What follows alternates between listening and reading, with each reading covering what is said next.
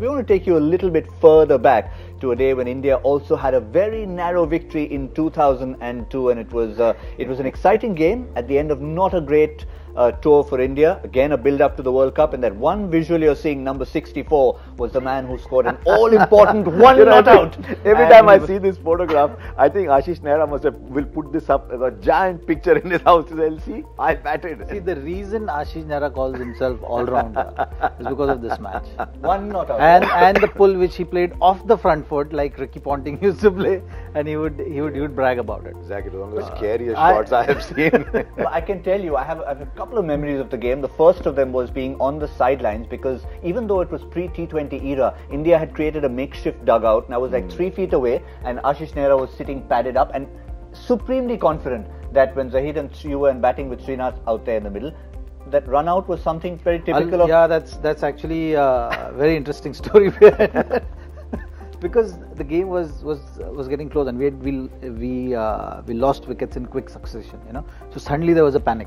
Suddenly the game was we were winning comfortably, loss of few wickets, and suddenly the pressure was on. 6 for 16 to be exact. Yeah, and Srinath ji, being Srinath ji, told me that you have to run. Even if the ball goes to keeper, you run. So I said, okay, fine. It's a deal. Srinath ji was on strike. The ball was down the leg side, it was wide. Because it was wide, he changed his mind. And I went to shake hands with him. I was like, Shinaji, well done. There was an amazing plan. I got run out. And when you were walking back, I know, confident as he is, did you say anything to Nehra ji to give him any final words of advice? Or don't run. No, don't run. Like you saying that he was more confident. He's like, kuch nahi, I'll do it.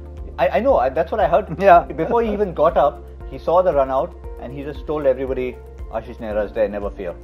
As he always does. It was the scariest shot I have seen. I mean, it's 6 or 16. So we're all sitting there like this. And Ashish Nehra is a lovely guy, very reliable with ball in hand, bowling the death overs. Doesn't matter, you give it to him. If he's going out to bat, you're sitting on the edge of your seat. And then he's locked. He call it a pull, call it what you will. Hit in front of mid-wicket, right? He's locked in front of mid-wicket, yeah. But I remember that game. I know it's a mean one. Am I allowed to remind you what happened in the first innings of the game? What?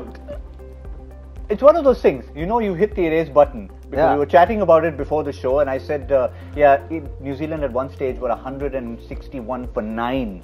And I again rushed down pitch side, ready for my post-match interview mid-innings, and we had to keep waiting because Sourav Ganguly bowled the 49th over, got hit for 18, and Zaheer Khan bowled the 50th over and went for 19. 37 of the last 2. New Zealand scraped to 200. Lou Vincent had a 50% strike rate, and Shane Bond hit 3 sixes, which is not something you see every day. I've hit erase button too many times in my career.